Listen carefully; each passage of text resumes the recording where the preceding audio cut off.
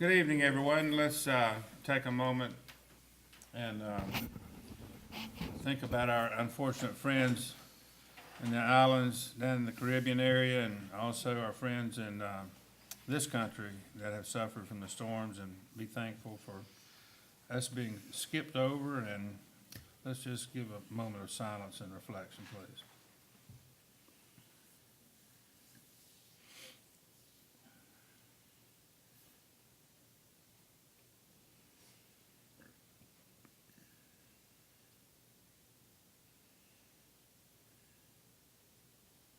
All righty, thank you very much. And we'll officially call this meeting to order and welcome all of you here tonight. We have a light crowd tonight, so maybe something's going on somewhere else that's more exciting. I don't know, but do we have anyone that hasn't been to one of these meetings before? You know, yeah, you look at mine slick and debonair there, so. I kind of feel like I'm just a ticket. But anyway, at the back of the room, sir, directly behind you on the table are the papers that reflect what we're going to be doing tonight, our agenda and so forth. Help yourself. And let's stand and pledge allegiance to the flag to my right, your left. I pledge allegiance to the flag of the United States of America and to the republic for which it stands, one nation, under God, indivisible, with liberty and justice for all.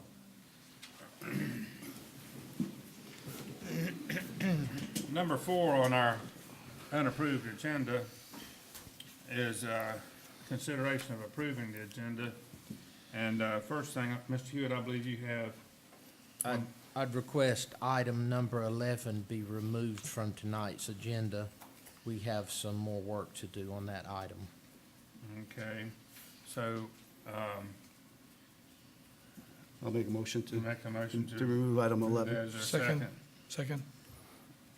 All right, is it any further discussion? All right, we're gonna remove that, but we haven't approved it yet, so all in favor of removing it, say aye. Aye. All right, secondly on the agenda, we've removed item number 11, but we do have a change that's taken place since our last meeting, and a change that has taken place since, well, in literally a few hours behind us, that we have a resignation from one of our commissioners that no longer lives at Holden Beach. So I would like to ask the commissioners to consider putting on the agenda an opportunity for our town attorney to explain your options as to how you want to deal with that. And I don't care where you put it, but seemingly that it should be somewhere maybe number 7A. Sounds good. 7A, all right? That's fine. That's good, sir. All right, I need a motion to add that. I'll make a motion to All add right, that. just a Second. Discussion, hearing none, all in favor say aye. Aye. All right, so we've done away with number 11, we've added 7A, and we're ready to move forward, aren't we? Or we haven't approved it yet? No, I have a question. It just came up that because there are 3 commissioners, certain items may not be able to be voted on. It's not correct. Okay, I think the mayor's gonna ask the town clerk. Yeah, the town, I'm getting to that. Okay, just bear with me just a minute. okay. All right, the agenda, if you want to add another line, all right, let me ask you to just add a line item and let the clerk go over and explain that. So maybe a 7B? I'd like to hear it now, actually, because it affects what I want to do with the agenda. Whatever you want to do, sir. Make a motion to whatever you want to do. I think you're out of order right now because you don't have an agenda that's approved. So to move forward, I think we need an agenda to follow, if I'm not mistaken. Okay. Then let me make a motion about the agenda. Just approve. That's fine. Okay. No, I want to add an item, actually. All right. So I move to reschedule the Board of Commissioners' November meeting. You want to add that to the agenda? Correct. Okay. What number would you like to put that? It doesn't matter. 7B? Sure, 7B is fine. If you notice, it's two, we can discuss it. It's 2 days before Thanksgiving, and that's a problem. Okay, and I'm sorry, I'm a little thick-headed tonight. Do you want to have the clerk explain the voting process now? Do you want to add that to the agenda, or you want to hear it now? I'd like to hear it now. Okay, did we approve we have now got to approve the amended agenda? Is that where, Sure. just tell me what you want to do. Sure, I move to approve the amendment. Okay, Second. all in favor, say aye. Aye. And let's do it under a point of order.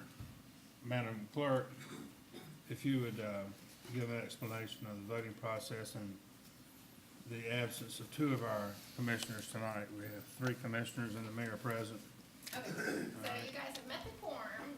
What it is for the number of votes, different items will require different votes. If it's an action that's voting on an ordinance or an action having the effect of an ordinance or a contract, that's going to require 3 affirmative votes. Okay, Anything else, pretty much anything else would just be a simple majority, which would be 2 of you.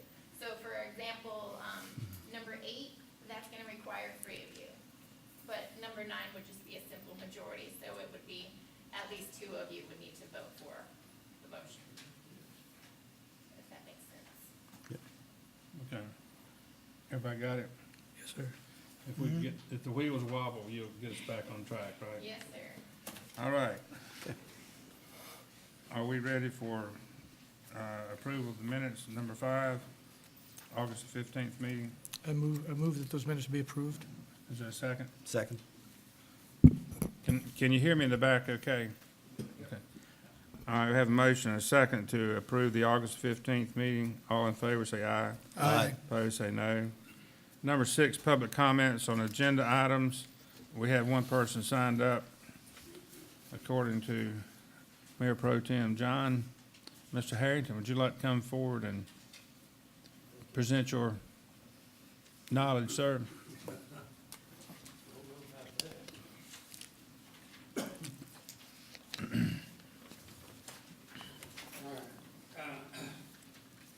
Commissioners, Mayor, Town Manager, on your agenda tonight is the discussion and possible selection of an engineering firm for engineering, design, and construction management services of our vacuum sewer system. Station number 4. I would like to, if I could,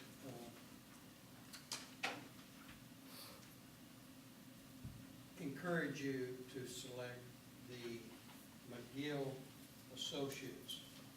And I ask you to consider them because of Mr. Green, who was working with us on the sewer committee. And by the way, I participated on that committee, and I must apologize that our chairman of that committee, Mike Sullivan, is unavailable to attend tonight. But Mr. Green was an invaluable asset, and I think all of you received a letter detailing that. He gave of his time and his energy, his expertise, and his knowledge with no compensation. He spent a number of hours with us working on designs and reconfiguration of the sewer system. He is a local resident. He lives here part-time. He has a vested interest in this island and the outcome of our sewer project. So I would ask that you give serious consideration to awarding a contract, if so, tonight, to Mr. Green's company, since they have worked so diligently with us in getting us to this point. And it's interesting to note that his findings are very much the same findings as the other company in consideration. So we felt like we had a really experienced person who knew what he was talking about and knew what we need to do to make the necessary changes. So I ask you to give full consideration to awarding any contract to that company. Thank you. Thank you, Mr. Harrington. Police report, Chief Wally Lane.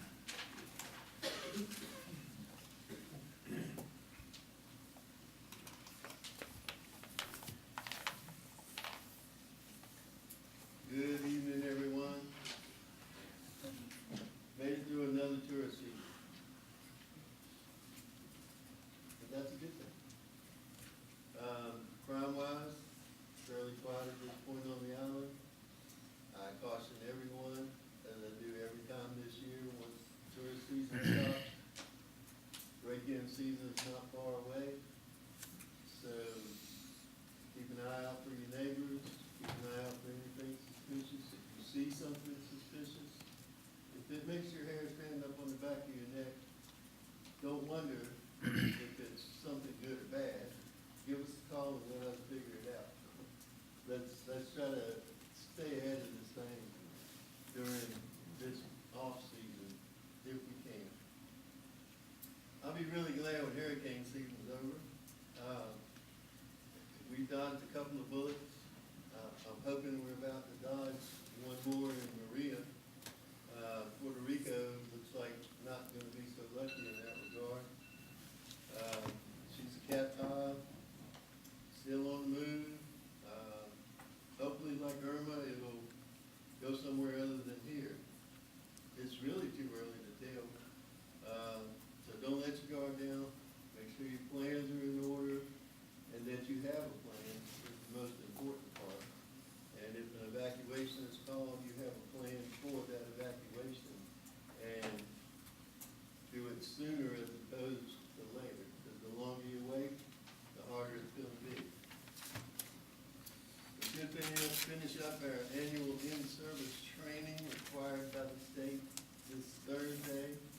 That's another good item to get out of the way. And looking forward to that also. Having said all that, I'd be glad to answer any questions. Hearing none, I will take a seat. Great report, Chief, thanks. Thank you.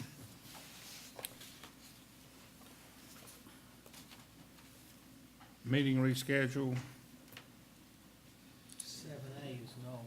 Oh, no, that's right, I'm sorry. That's okay. Christmas lady, I forgot. So we do have a commissioner commissioner seat that's now vacant. North Carolina law does prescribe a manner for vacancies to be filled. It is clear that this board of commissioners will be selecting whoever is to fill that seat because the time period that that person would have served is less than 90 days from the municipal election. How you do it is up for you to determine as a board. The preferred manner is for nomination and ballot. You can also do it by motion and a vote. When you do it, there is no statutory specified timeline for that. So the statute says shall, but it doesn't say you shall do it within 10 days, 20 days, or 60 days. Things that you should consider when determining how and when you will appoint that person to fill the vacant seat are things that could keep you from conducting town's business. For example, tonight, we have another commissioner that, through no fault of his own, is not here. And if there were another commissioner that was sick, then we would not have a quorum. So there's a reason that your charter and the town's ordinance, supporting ordinances, do require 5 commissioners and a mayor. Any questions? So that it's not, we must do it, we shall do it within 90, but we must do it. You shall do it. It does not say that you must do it within 20 days or 30 Okay. days. You do But within the have- 90. we- You're within a 90-day time period, so that is how you have the authority to appoint the vacancy. What, I think, talked to some of you, ways of selecting that person. I don't know how long it would take you as a board to adopt a procedure for filling that seat. But Hmm. do y'all have any idea how long it would take you? I don't know, but, I mean, you could determine that tonight, or you could mull it over and adopt that method at the next meeting. Of course, then the municipal election is about 10 days later, so whoever wins a seat or that seat in the November election, of course, won't be sworn in until December by the statute. You could allow that person who received votes, who fills that seat, to be sworn in at the November meeting or immediately upon the election. There are ways that you can create a policy, but you shall do it according to the Okay. statute. But since it's within so many days of the election, we don't necessarily have to.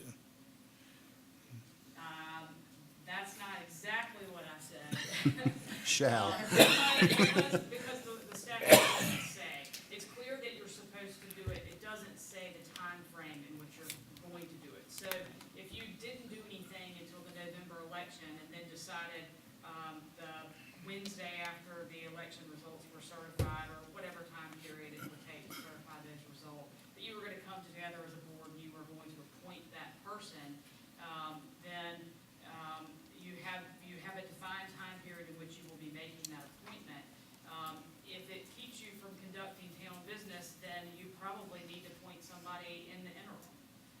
I don't know what your travel arrangements are, or if any of you know whether or not you're going to be vacant, but a worst case scenario would be a named storm comes to North Carolina and y'all don't have enough people to conduct business in an emergency situation. So the 90 days starts from the day she resigned, or? That's just in terms of calculating. That person is only going to serve Ms. Eisenhower's remaining term. And then the citizens of Holden Beach will elect, just like they would have anyway, the next person. Yes, sir. Is the 90 days a window in which the board becomes authorized to make the appointment? Or is the 90 days, if it's 100 days, does that mean it has to be an election to do it? Is that, because I think there's if it's inside 90, the board shall appoint. If it's over 90, then it's an electoral process. If the next municipal election is scheduled for more than 90 days and that person's term would go beyond the election, then what happens is the board would appoint somebody, then the election would be held, and then that person would fill the remainder of term. So the board is required to appoint the person to fill the seat. There is not a statutory time period in which you should do that. Good. It's about as clear as mud.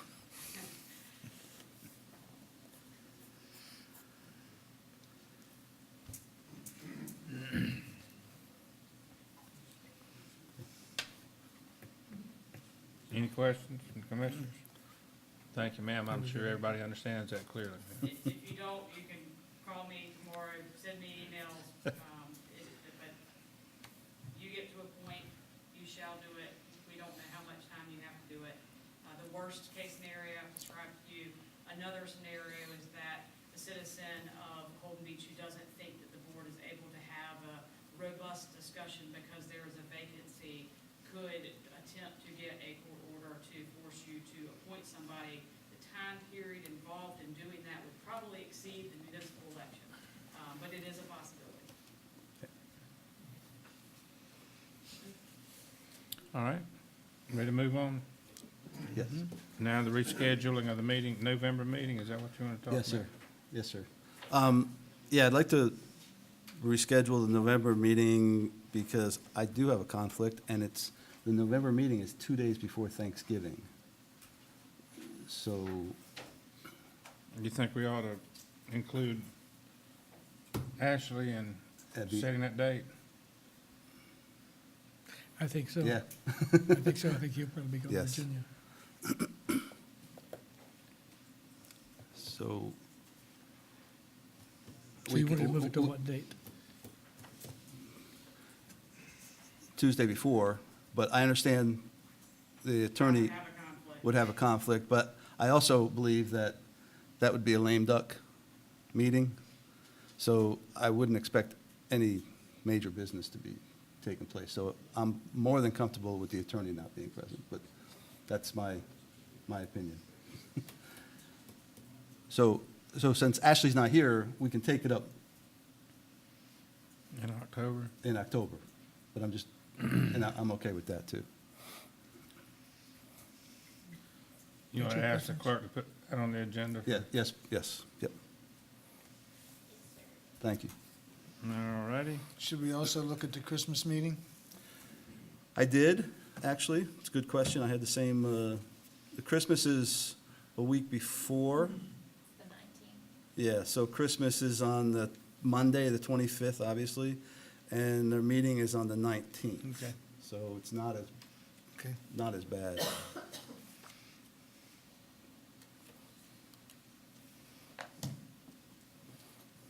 All ready to move on now? Yes, sir. All right. Mr. Hewitt, are you going to do this, or Mr. Clemens has got this. Mr. Clemens? I always get followed after a while, but he weren't quite as exciting.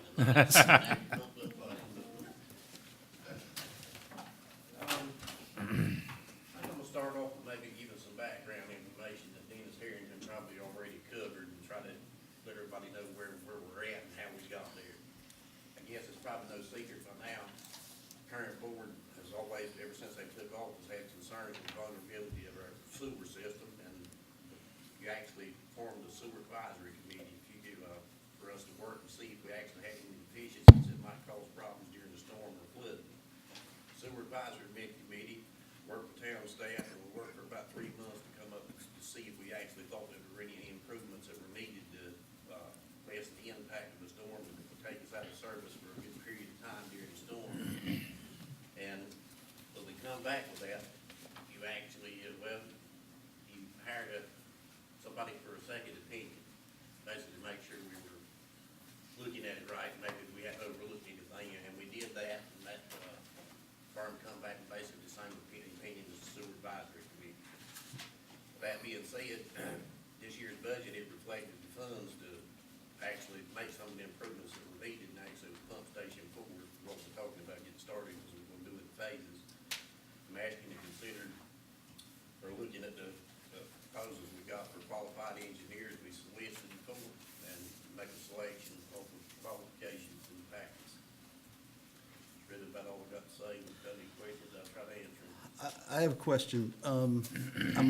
This process is new to me. Go ahead. You gonna- Probably, maybe I'll say this, and if I'm saying it wrong, what we're actually selecting right now, when we're looking at is the engineer's qualifications to be able to do what we need, and that's actually permit and design and construction from beginning to end. Right. This will be the first step in getting the engineer to carry us to where we need to be. Uh, That sound right, Mr. Hewitt? It's the engineering services, and then that engineer would sub the construction, correct? If we actually don't have any plans or any design to work off of.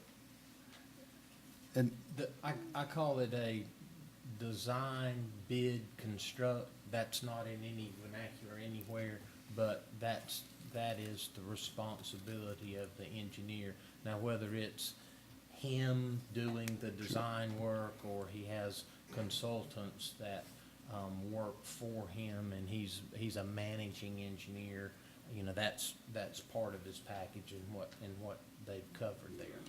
right, so And- it would be and the- done phase-wise, right? He would do the design, There's a preliminary design, there's a final design that gets approved, and then that's what's carried to bid, and then subsequent would be construction. A little to the process. Tonight, what the board is doing is actually selecting an engineering firm based on their qualifications, and then you will approve a contract with that engineer. So in effect, what you're, at the next board meeting, so in effect, what you're doing is you're authorizing me to negotiate a contract to bring back for you, to develop and negotiate a contract to be subsequently approved.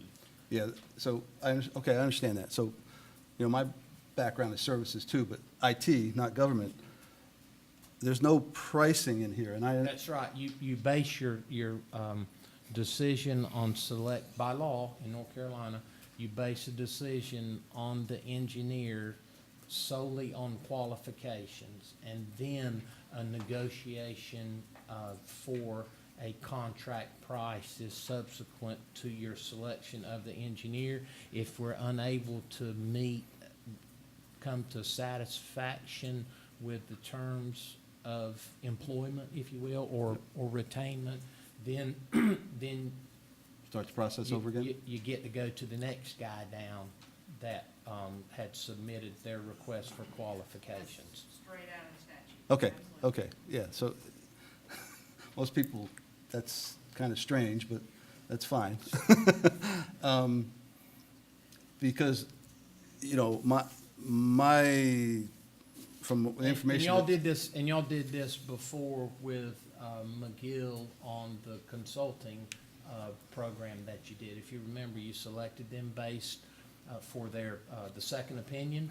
You selected them based on their qualifications, and then brought back a contract to do a vulnerability assessment. I thought McGill was the only one that responded to the. But the RFQ. process Okay, was okay. was the same. Yeah, but that, okay.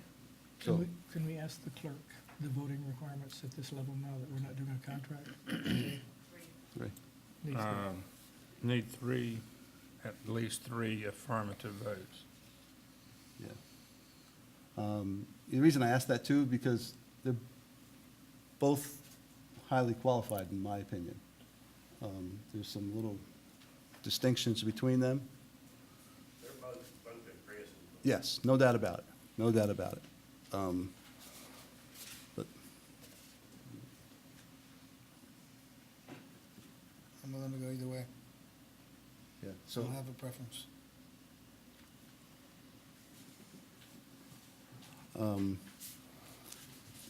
the distinctions that I find are McGill, and let me kind of be very transparent here. I received notes from two other committee members. The board did, the total board did. I think the town manager, the mayor, recommending the green engineering. And I had a question that I posed to them, and the question was, was that in the green proposal, that two of his partners were firms that did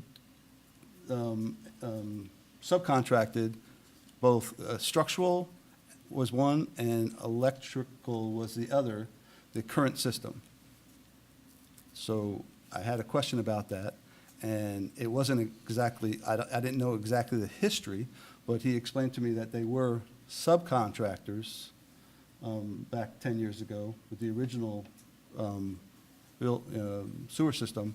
And basically, you know, they're subcontractors. They didn't approve the design, they weren't the main contractor, so they were doing a bid like anybody else to do the work that was presented before them. So to me, that's a reasonable explanation, but I wanted to hear it from, because it wasn't stated in, I didn't know that history, so it wasn't stated in here for that history. If you will notice that same company that you're talking about, they were involved with like Brunswick County wastewater treatment plant and stuff. Yeah, well, there are two companies, I'm right? not calling names, but there's a lot of them projects from here, that same company involved. Yeah, he pointed out two companies, which, you know, it's fine. So, you know, he explained the history, he knew the history very well, he was here, which is understandable. And so, I had a conversation with Mr. Green. He called me this morning and told me that, so just wanted to be full disclosure on that. A couple other things, though, that came up in the discussion with Mr. Green, too, by the way, was, you know, McGill, I think they're extremely close. McGill is local. Mr. Green's firm is 150 miles away. And McGill is twice the size. The firm is much larger than Mr. Green's firm. So to me, both those, introduce a level of risk that has to be considered, that I would consider. But other than that, I agree, they're both highly qualified.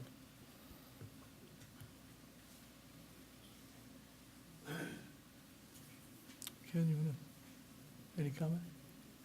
I'm leaning more towards Green than McGill solely because some of the subcontractors that they're using would be the same people that would be doing some of the design work this time possibly. And they should have a very good working knowledge of how that system was designed and wired in and hooked up, which should make the transfer from what we're getting ready to build to what's there work better or easier with less problems. Well, I found this fairly difficult to pick one over the other because they're both highly qualified companies, no question about that. We did have a lot of support from the advisory committee, and tonight Dennis come with his observations. I'm very impressed with McGill. We saw McGill, we saw what it did. I like the fact that all of their people are in one organization. He's got a large organization, he doesn't have to subcontract. But I'm a little bit uncomfortable taking this decision tonight without our other commissioner. We get a full-blown commissioner decision, and also of hearing Mike's, because Mike was Mike chair of the committee? Yeah. Mike was chair of the committee. Unfortunately, unfortunately for Mike, he's on a honeymoon. Unfortunately for us, he's not here. So I would like to propose that maybe we go to a special meeting after Ashley is back. Yeah, That we, and when Mike's back. And Mike would be back, so we'd both be back and get a more thorough, because it's a very close vote for me. They're both really good firms, and nothing negative on it. I'm swayed toward McGill because they're here and they're larger. And I saw what they do, and I liked what they did and the way they did it. But that can't say anything negative about Green because I wasn't there. But on paper, they look really, really strong, and the committee is very supportive of them. So I would move that we defer this decision until the next meeting, which would be a special meeting.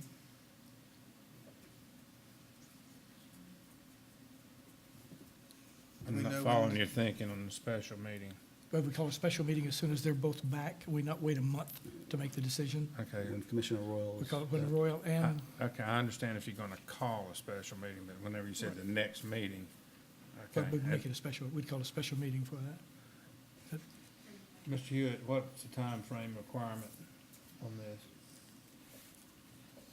At the pleasure of the board? It's at the pleasure of the board. What, is there a problem with just doing it the next meeting, There's- October meeting? There's absolutely no problem doing it either way, either a special meeting or at the next regular meeting. Yeah, I'd prefer not to wait. I mean, I think we want to get started, although we're not in a big hurry because we got to wait until the season when we can build. So it's not a huge hurry Well. because of the calendar. but- Since you mentioned schedule. Yep.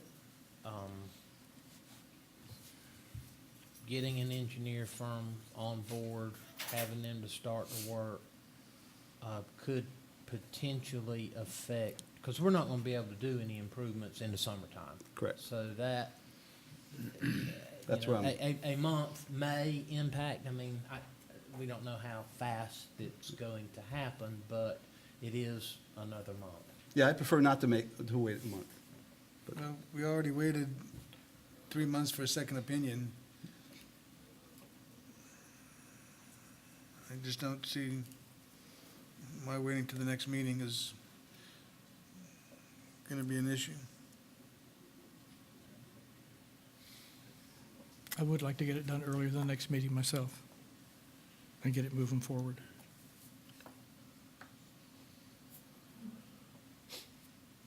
So do I need a motion to do this, or? Whatever you want to do, I mean, Well, we can just not vote, that's correct. and then we could call a meeting A special when we meeting to know discuss? everyone's schedule. That's the simplest thing to do. Yeah. right? Are we done? I move that we not vote on this. Do I Well, you need a don't motion have to for- do need a anything, you don't motion? have to do anything. So, we just don't- Thank you, Mr. Clemmons. Well, the good news is we've got money in the budget. We're one step closer to trying to get the shovel in the ground pretty soon. So Yep. we'd like to answer none. Okay. And I don't think it would need to burn. All I right. agree. All right, Thanks. thank you, Mr. Clemmons. All right, no action on number 8.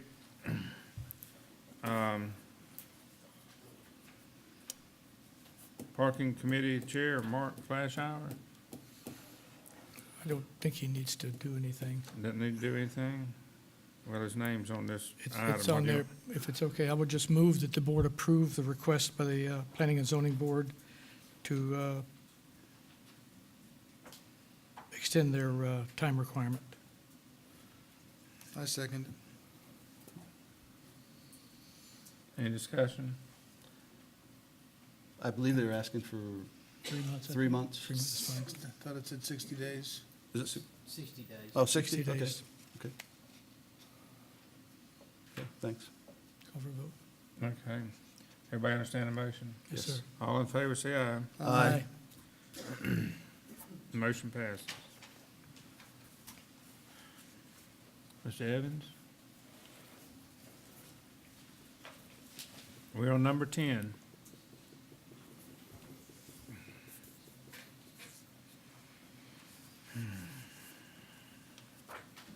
Good afternoon. Good evening. How y'all doing today? This is just some house cleaning is all it is. What we had, when I first got here, I recognized in the ordinance, and I've been telling Dave for years, I wanted to kind of take care of it. But in our ordinance that is in place now, we actually have a reference to one of our zoning ordinances that was an attempt to clarify who would designate what the frontal dunes were. And in that effort, they gave an official name to our local permitting officer that didn't fit. Basically what it did was it gave the impression that a state agency or a state agent could enforce our local zoning ordinance. And it was never that case. They can enforce it. Their rules won't let them enforce it. So what we're basically taking is that one statement out that says the North Carolina State Division of Coastal Management Officials will designate the frontal dune, and it's actually, should have always said the town's local certified camel official, which is the local permitting officer. And that's all this is doing, is taking that one line out and then clarifying that the frontal dune is designated by an officer of the town. And that's pretty much all it's doing. Will this change the current protocol whatsoever? Doesn't change one thing, it doesn't change the ordinance, it doesn't change how it's done. We have always done it, you can't get Wilmington to come do it, you can't get an official out of Raleigh to come do it because they can't enforce our ordinances. So we have always done it. The local LPO is a North Carolina State Division of Coastal Management official, but the wording is such that it looks as if CAMA or someone from DEQ is actually making this decision when it's a local ordinance. And so we just want to clean it up so it says the local LPO instead of a state officer, which it gives that impression to some folks. Yeah. My understanding is we're gonna need 3 affirmative votes to approve this. Is that correct? It's an ordinance change.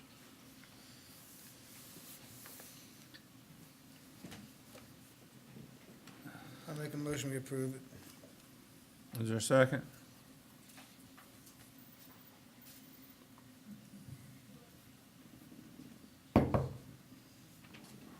Is there a second?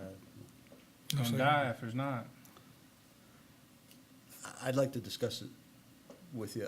I'd, Okay, we need a second to yeah, there's no discuss. second. I second. Okay. No. Discussion? sir. So there was never a state CAMA officer from anywhere else that would come and define the frontal dunes? Not in the capacity of this ordinance. They cannot do it. They can't, they will not, they can't come and enforce our ordinance. Okay.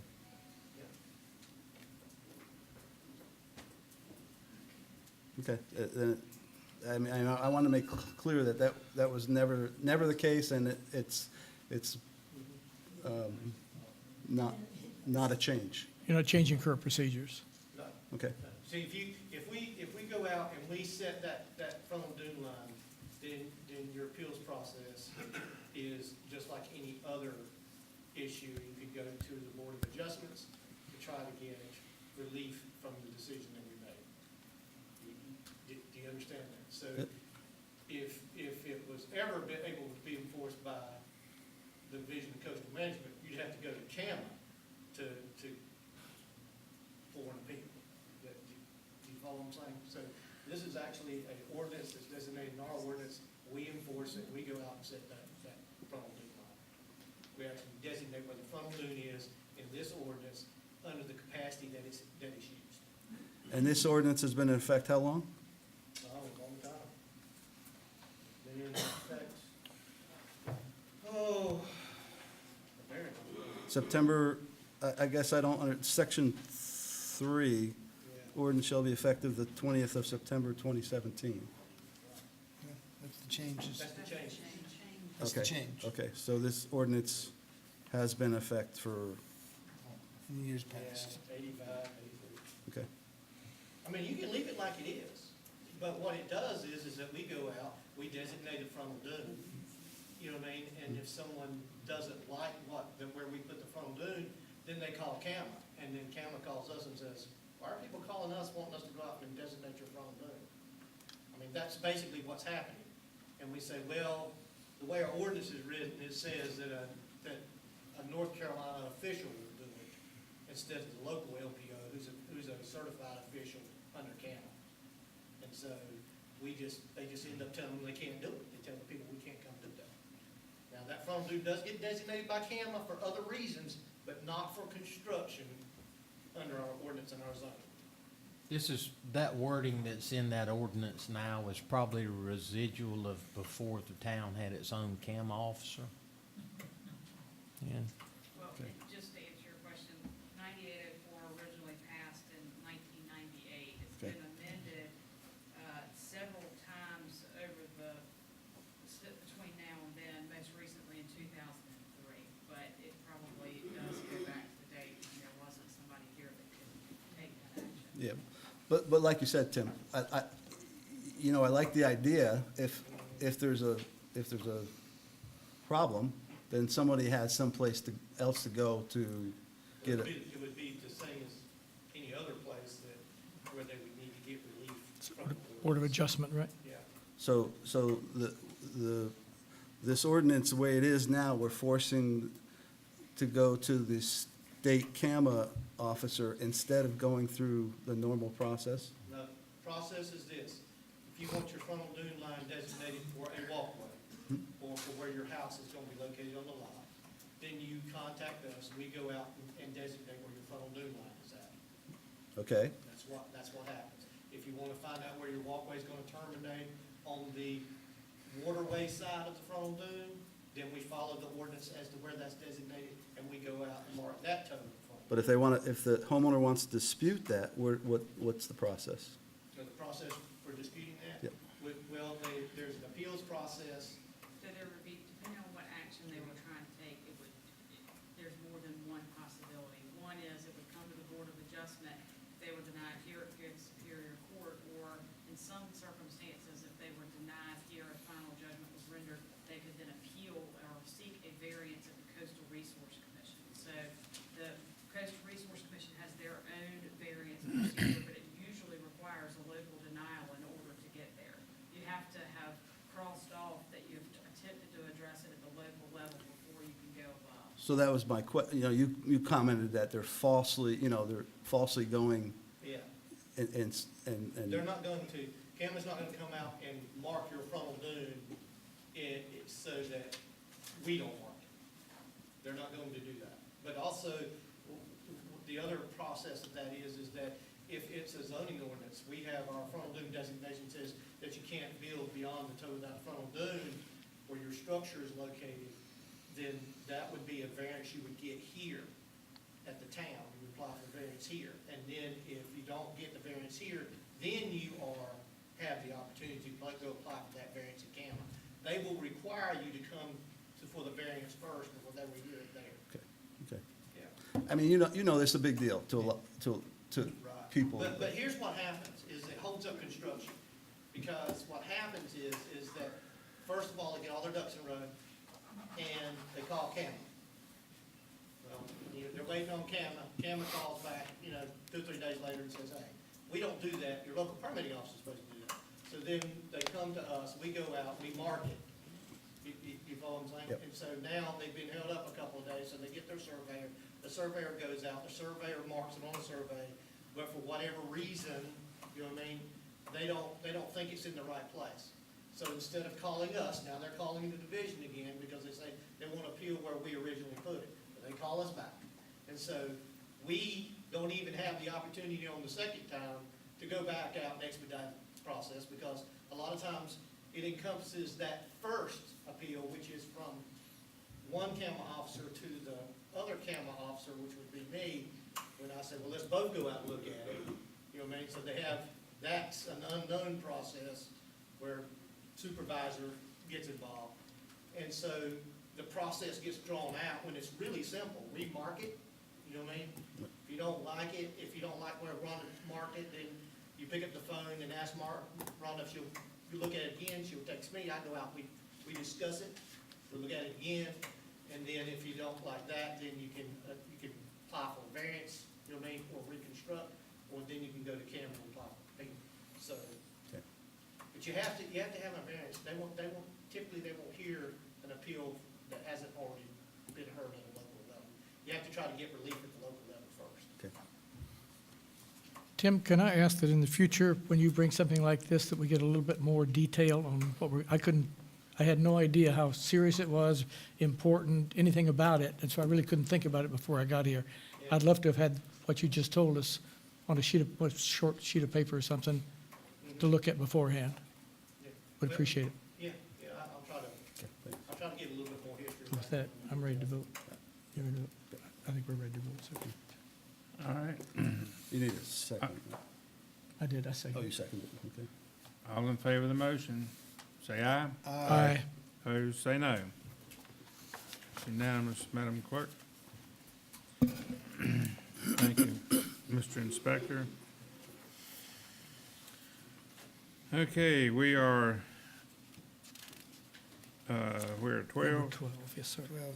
and that's you, Mr. Fletcher. Going to ask Mr. Batchelor to come forward and present his case. Chief is gone. Oh, here he comes. Good. Here he Mr. Mayor, honorable commissioners, my name is Joel Batchelor, and I represent the property holders on Shell Drive. As you well know, Shell Drive is the last street on the right before you get to the private section of the island. We receive a great deal of traffic down our street because of sightseers and other people. They get to the end of the island and they kind of get the deer in the headlight. Look, they don't have anywhere to go. So they use our street as a turnaround. Over the last 6 or 7 years, our street has actually become younger, which means we've got probably 12 to 15 kids on that street between the ages of 2 and 12. Most of them falling in the range of 2 to 5. The problem that we have is when the people go down the street and they're leaving the street. They're leaving at a rate of speed that is not safe. To the point where we've actually had one vehicle that left over 40 foot skid marks. The thing that I'm here to ask the board for is if we could get some type of speed reducing device put up on our street to slow the vehicles both coming and leaving. I've given each one of you a packet, and I'm gonna be kind of picky because the ones that I've seen that would best fit our needs on our street is the 0 to 5 mile an hour device. If you don't slow down to the recommended speed, it's going to jar you pretty good. apologize for the diagram back 30 years ago. I was a little better at doing that than I am now, but I think you can see where I would put in that would best be for the needs of our street. And if you have any questions, I'd be happy to answer them. We'll try to. Can I direct one to the chief? Sure. Chief, have you looked at this situation? I know you know that, Yeah, we've had a conversation, and, what I suggested to him, which is a fact, is that I don't do speed bumps. This gentleman, in the time I've been here, this is the third request that I've personally gotten for speed bumps on various streets, South Shore being one, High Point being another, over the years. And I've told everybody, just like I told him, that I don't do speed bumps. I was like, you know, if you want something of that nature, it needs to go before the board and or town manager, because that's above my pay grade. I don't do speed bumps. But then- I can't say it's a good idea, bad idea. It's a traffic calming device and crime prevention through environmental design. It's shown that it does slow folks down. For me, it's a 100% safety issue, nothing more, nothing less. If any of you have kids, you well know that when you tell your kid not to set foot on the street, if he's between 2 and 5, he's not gonna step on the street, but his foot's gonna be that far from it. And if you get vehicles coming down our street, the way we get the traffic being the last street, it's safety, it's 100% safety. It's a nominal cost for the safety that I see that we will get the benefit from. Now, Holden Beach has always been a family beach, it probably will always be a family beach. I hope it will. The last thing I want to see is anybody, whether it's Shell Drive or any other street in Holden Beach, get hurt. But you can't control who comes down the street and how they leave by putting up some type of restraining device to slow them down. It's going to be a safety feature for the kids and for the adults on our street. Mr. Hewitt? Mr. Hewitt, I What's in- apologize, I did not fix you a packet, I should have. There's I 2 think that- vacant ones here, though, I I've think availed that of. since we are short a, commissioner, you probably have one. What's entailed in doing something like this? Do we have to approve something, or can you do this I'd without like, board approval? I think that you need some more information. One, I'd like to see what our insurance company says about speed bumps, and also see what the, since we've had occasion to be joined with the Grand Strand Metropolitan Planning Organization, which is a transportation specialty outfit, to gather some information from them as to what speed bumps mean and do, and bring that back to you. Or those would Could you be- do that by the October meeting, do you think? should be able to. If I could just add, Should this is a perfect example of, something that under a council, commissioner, manager form of government, you should task staff with determining, what the criteria is gonna be for the next request, because everybody wants their street to be safe from children getting injured. So this will not be the first and only, this will not be the only request. So, the town manager and staff should be directed to determine criteria, and that is how municipalities across the state do it. There is a process. You make the request, and then the dominoes start to fall. They do the little count, they send somebody out there, or they, talk to the folks on the street. But without some sort of a process, you'll be overwhelmed, I Right. think, by Right, requests. right. So, Madam Clerk, can we put this on the October agenda? Put it on the October agenda? Yes, how do you want it on the, you want that all to be done Well, I'm going to ask Mr. Hewitt, is it possible to have it done by October or not? It's not, time is not critical. To gather information, those two things I spoke of, I don't see a problem with getting that for the October agenda. Establishing some type of criteria may be another evolution. Okay. I would- But I can take those first two things down. Fair enough. Yep. Ken, it's okay with you?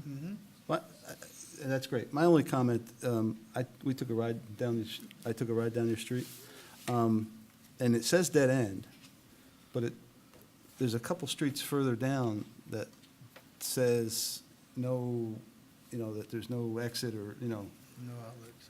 yeah, no outlet or something like that. So, signage might be helpful because, The signs may be helpful to cut down on the traffic that actually comes down through the street. I doubt it, but it's not going to be a solution for slowing the vehicles both entering and leaving.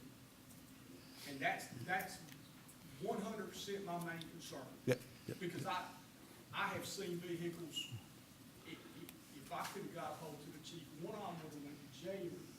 But my understanding, though, is people are confronted by the gate, and they use your street to turn around, right? Yes. And they think they can go down the end of the street and have a turnaround, which is not the case. When they get to the private when they get to the gate, the private section, the people that I've seen, they get there and they're like, uh-oh, we got to do something.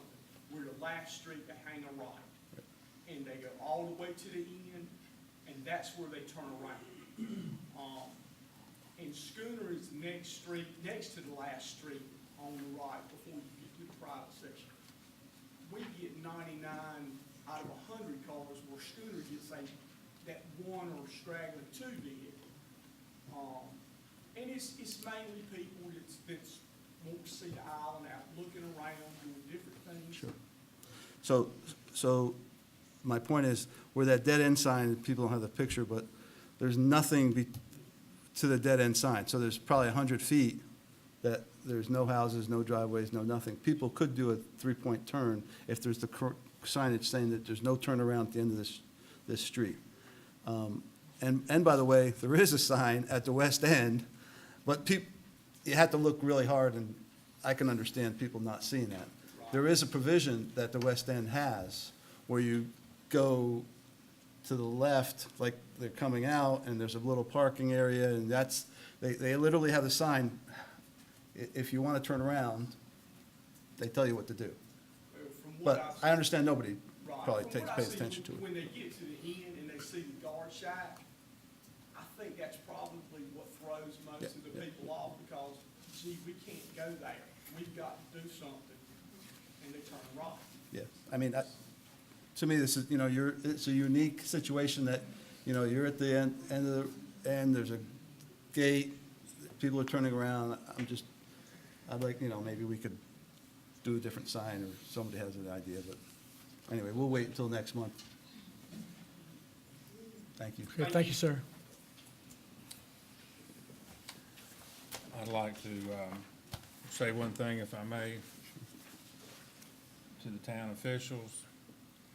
Some of you were here whenever we went through these battles back in the 80s and 90s. Perfect example, Brunswick Avenue. I would caution the town before you take any action, you make sure all those people on that street know that there's gonna be a discussion about it. Now, with all due respect, you representing the neighborhood, that's great. But for the formality and the protection and good relationship of the town and those people, I'd suggest that we notify them that we're considering this, so that they can come and listen. And we just got, Not here. excuse me, I've got the floor right now. They're like this. Okay, we just got hammered by another street for taking action that affected their street and not telling everybody on the street that it was gonna happen. Yeah. And we just, as a board, got hammered for that very same thing. So we don't need to turn around and do it again. If we're gonna do something, we need to contact everybody there and make sure they have an opportunity to have input. Didn't have anything to do with opposition to you.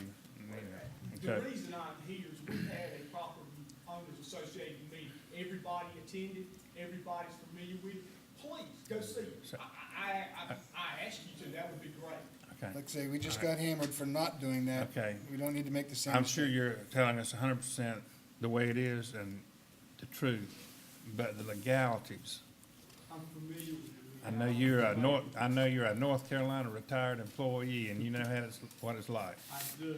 So I know you understand what we're trying to do here, protect the integrity of the town.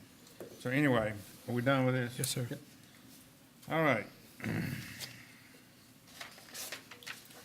Are we on the town manager now? Is that right? Yes, sir. Mr. Hewitt? Yes, sir. The most information that I have regarding updating of the flood maps, we're still at September plus 6 months.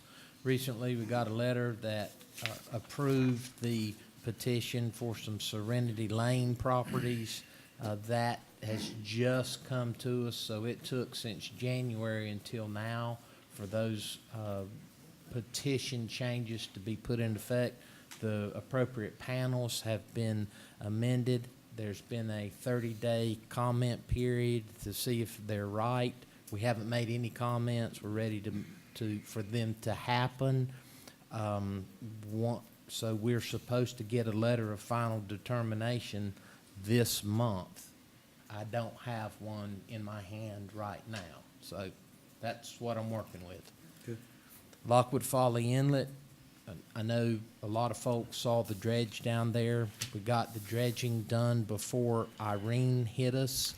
The most recent survey that we have subsequent to that dredging effort is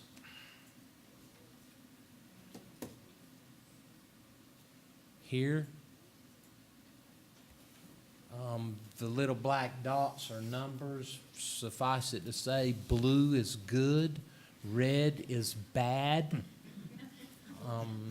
If you can see the little orange finger that comes down, that means the water is about 6 feet deep on low tide. Again, this was the post-construction survey or the post-dig survey, and would represent the best that the inlet was dug to. If you'll notice, there's still about a 4 foot deep area near the outer bar. That's as good as it'll get on the 7th of September.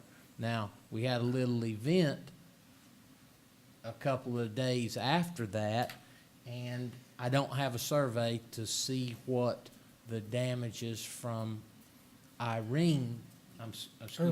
Irma did in the inlet. I do have it on fairly good authority that there were some rather large waves breaking between the two ends of the beaches. I believe the quote was the largest they've ever seen and the furthest inside the bar that has ever been witnessed.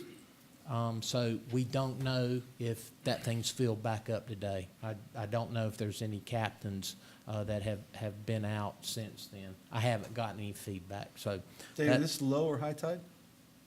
these surveys are being below mean low water depths here. So that means that it's about 4 feet deep on low water on the outer bar there, that little red part there. You also notice the intercoastal is getting bad again already. And the inner bar, at Waterway Crossing, that's usually about an 18-month cycle and is not as dynamic as the outer bar there. But it's still 14 feet deep on the end of the beach there. That stays pretty deep, and that wasn't dug. The Central Reach, our beach renourishment projects, I wanted to comment on how they held up during the storm. I think that this is subjective on my part. I don't have any survey data, but I've subjectively believed that the berm held up well, both the Eastern Reach and the Central Reach project. There was some run-up across the lip that went up to the sand fence and into the first or second line of vegetation, but no wave velocity damage, no erosion that damaged the fences or vegetation. We're now sliding over into the monitoring phase of the permit. We've got our Sea Beach Amaranth survey done. West of the project, we did see some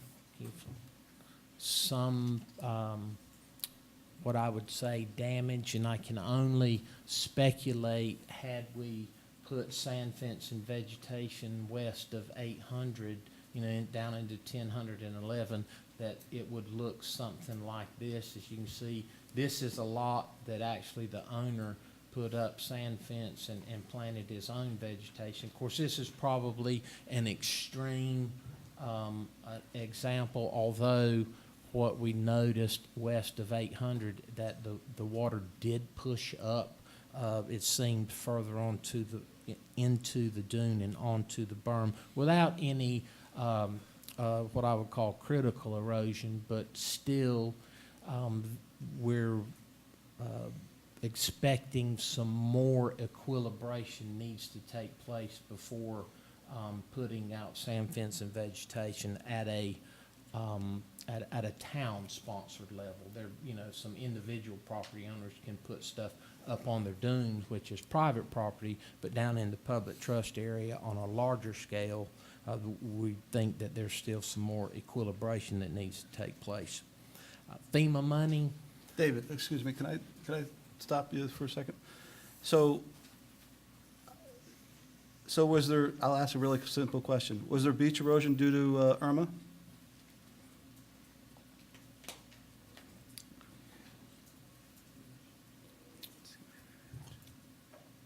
I don't know.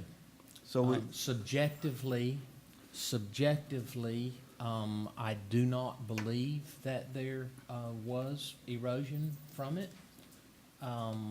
We do an annual survey every year, and on that annual basis, we measure, that's our baseline that we measure from, but we haven't quantified it with a total island, inlet to inlet survey in order to quantify that. So if there is an erosion, if we discover there is erosion, I don't know when that survey is, can we go to FEMA? It's done in the springtime, and those disaster events, it has to come under a federal declaration. So you gotta have a federal declaration for North Carolina before our damages are FEMA eligible. And we have not had that okay.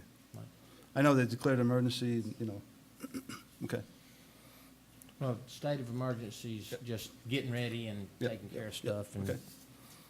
seems like that we've been in state of emergency for a while now. Okay. FEMA, where the FEMA money is, Irene and Matthew funds to date, we've pulled down or been reimbursed about $3.6 million of the total 6.9 that we've been approved for. Although this past week, the governor's office did advise that FEMA has suspended all public assistance and hazard mitigation funding. And I almost had a heart attack when I heard that. There's some qualifying. Congress is going to go back and make an appropriation. But we've contacted the division, the North Carolina Division of Emergency Management, who says that the town is in good shape because we are out in front and so far down the rabbit hole that our reimbursement shouldn't have any problem on coming in. That seems to be two different stories, and I'm just repeating what I'm getting from the governor's office and from the Division of Emergency Management. We're still continuing to process the reimbursements because we have approved projects, and the money has been spent, so we'll have to see how they come out. So let me clarify that then. Are you saying we haven't really received to date the 3.63? No, Yeah. we've We've, It's we've, in our we've rung, account? we've rung that into the cash Okay, register, the okay. 3.63. It's the remaining that, And 6.9 is the total. okay. It's the remainder that we haven't received. Speaking to the sewer lift stations vulnerability, all 4 of our gen sets are operational at the 4 lift stations. We have had 2 power outages. Both of those gen sets have been employed or were active for 6 to 8, 10 hours during those events.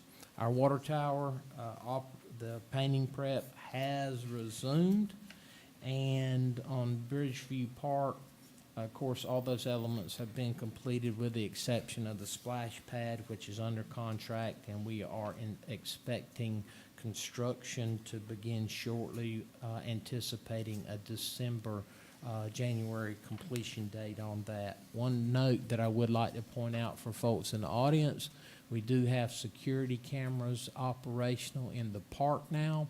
It covers pretty much 360 degrees, so there shouldn't be any issues that are related to behavior. And if they are, we've got enough coverage to capture whoever it is in video surveillance.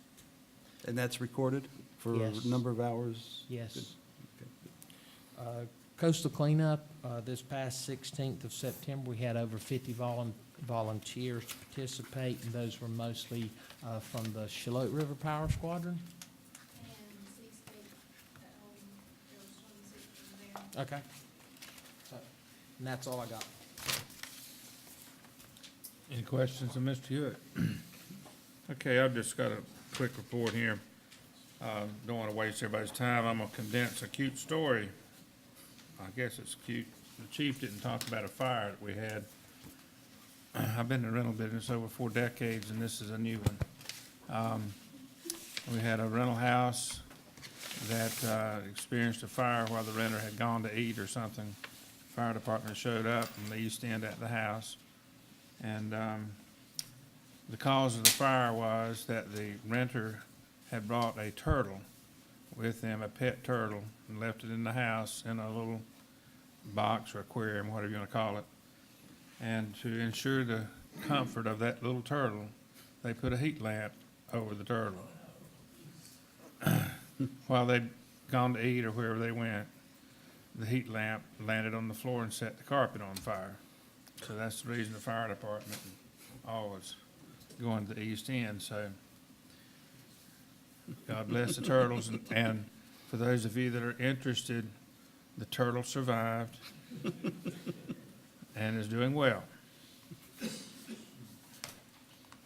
On a more serious note, this letter is from Dr. David Tart and his wife Patsy in regards to our Public Works Department.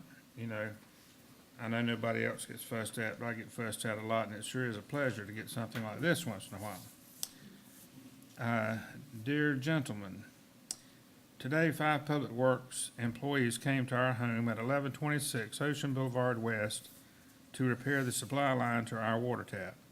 These gentlemen analyzed the problem and considered options for repair. As a team, they efficiently and professionally completed their repair with utmost care and consideration for our lawn, landscape plants, and irrigation system.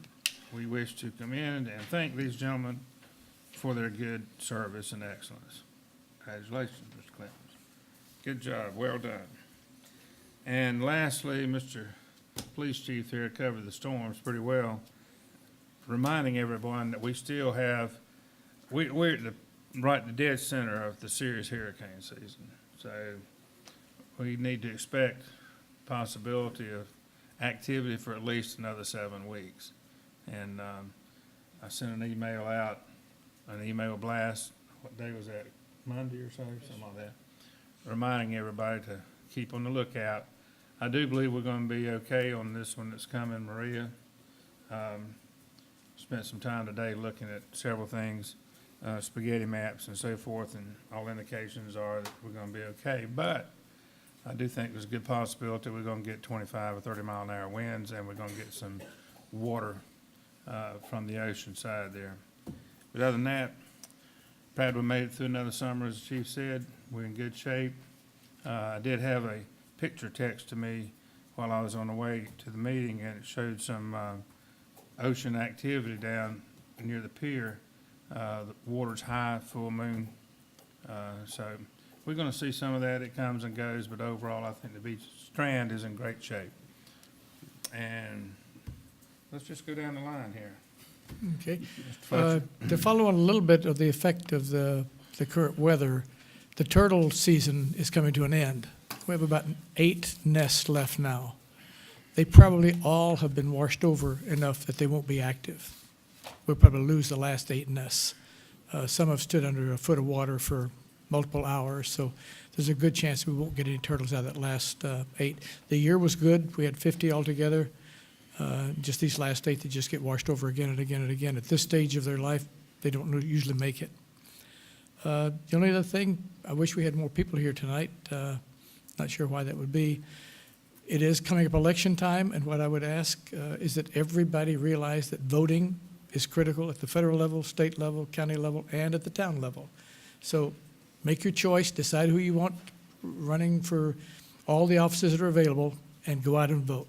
Don't hesitate to vote. But thank you for coming tonight. Mr. Freer? Yeah, ditto. Yeah, I agree. Everybody should vote for every election, and I'm running for reelection, and so is, I think, the 3 of us. You can see that there's still some things that need to be considered and some actions to be taken. Mostly around the sewer stations and parking and a few other things, but encourage everybody to go out and vote in November, and thanks for coming. Mr. Kaiser? I just want to thank everybody for coming, and I just want to mention that according to the emails I got, Boo at the Beach this year is on the same night the Candidates Night is. I don't know if we want to look at that and see about changing any dates or anything, but I just wanted to point that out. That's it. All right. Public comments. Anybody want to speak? Come on down, Ms. Young.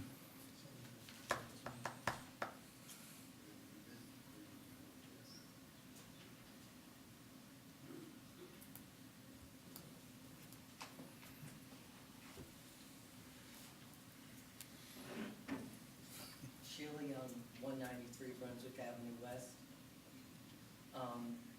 About your comment on Boo at the Beach and Candidate Night, I think that was brought up at the last homeowners meeting. So I don't know if it needs being done about it, but it was mentioned then at the same time. My comment is about item 8, dealing with the sewer system. I understand the explanation of looking at the 2 firms that seem to have the qualifications to do the job, and I'm sure it's not going to be an easy decision. My question is, aren't we required by law to have a bidding process? That's what I didn't understand. Maybe it's because of the subject, or it's a large project. I just wondered how we would know how much money we were going to be spending. This is the Thank you. RFQ, not an RFP. That's it. Did you hear that, Ms. Young? Pardon me? Someone needs to explain it to This is an her. RFQ, not an RFP, so first the town has to select the individual such as the engineer, and then at that point, they will solicit bids for the construction of the project or remediation of the sewer system. Anyone else want to speak?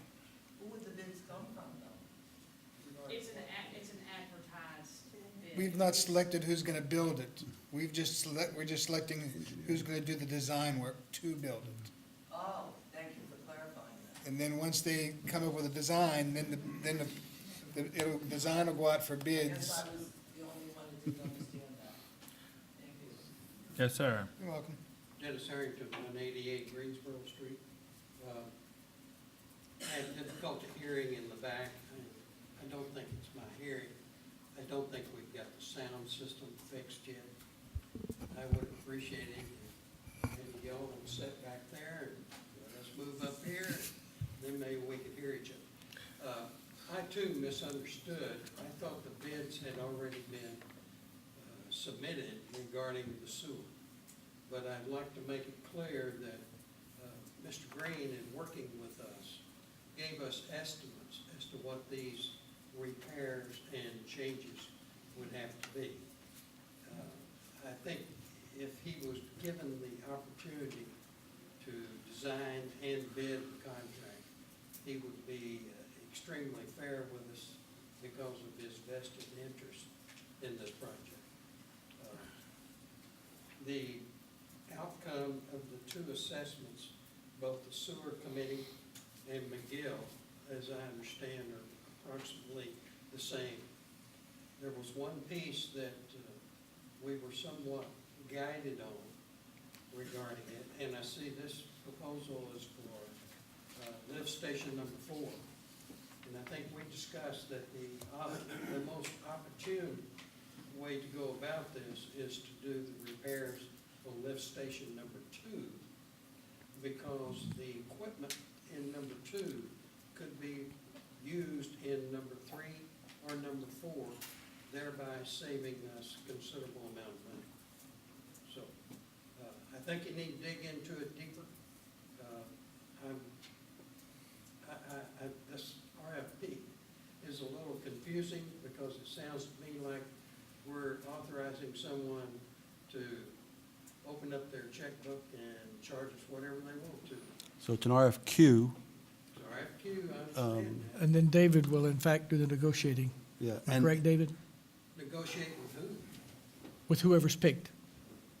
And if he doesn't like it, he goes to the next You're guy. picking one We pick one, he tries those, and if he's not happy with it, he goes to the next. Am I correct? qualification, right. And your other point, Dennis, is there's nothing in Mr. Green's proposal that points out your 2 versus 3 versus 4. So I think we've kind of went through that. Maybe you weren't there, but we went through that, so that's not a, okay, thanks. Thank you, Mr. Harrington. Anyone else? By chance, is there anyone that wants to make a motion that we adjourn? I move that we adjourn. Second. Second. All in favor, say aye. Aye. We're adjourned. Thank you all for being here.